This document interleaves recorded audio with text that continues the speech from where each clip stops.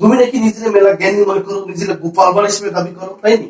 হ্যাঁ মনে করি তো, আমি গোপাল ভাঁড় দাবি করি। আচ্ছা ঠিক আছে, তুমি যদি তোমার গোপাল ভাঁড় মনে করো, তাহলে বুদ্ধি ঠেলে মনে করো, তাহলে তোমার আমি তিনটে প্রশ্ন দিচ্ছি, এই প্রশ্নের উত্তর কিন্তু দিতে হবে, পারবা?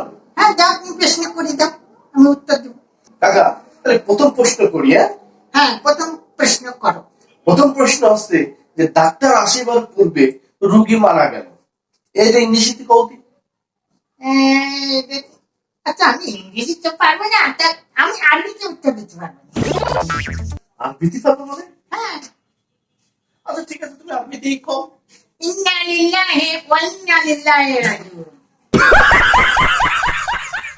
আচ্ছা কাকা, এটা আমি বুঝলাম। তোমার দ্বিতীয় নম্বর প্রশ্ন করতেছি, পানিতে বসবাস করে এরকম পাঁচটা প্রাণীর নাম কও দিই, কিরম করো? এটা তো পানির মধ্যে সহজ, পানি একদম পানির মতো সহজ। আচ্ছা কও শুনি। ব্যাঙ, ব্যাঙের মা, ব্যাঙের বাপ, ব্যাঙের বউ, ব্যাঙের শাউ।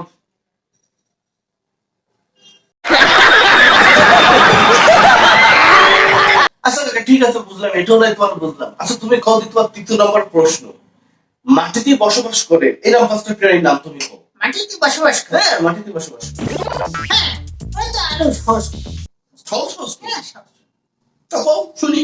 সরসাল কিছু, ক্রিমিনাল কিছু, পরকীয়া কিছু, সুদ খোর কিছু, আর মদ খোর কিছু।